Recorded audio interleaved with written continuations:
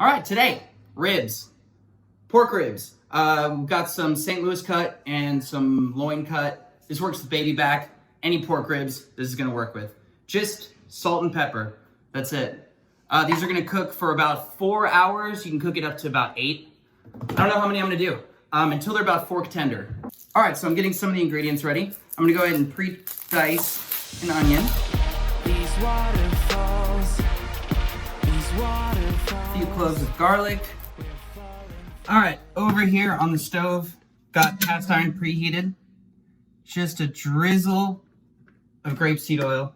And now I want to start getting some color on the ribs. That's what you want to hear. This is the color you want. A nice golden brown. All right, here's the part that takes your ribs from pretty good to the next level. Take them out after they're seared. Once again, beautiful golden brown. Then in this hot pan, it's got all this delicious brown bits.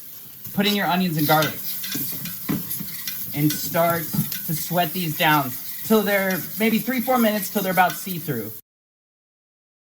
This is about what you want.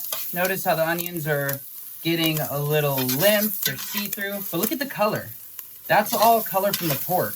All right, next step, a little white wine vinegar. Just drizzle. Once again, you want that noise. That's what you want. Stir them in. And then, bay leaves. And if you want spice, a little red chili flake. Stir.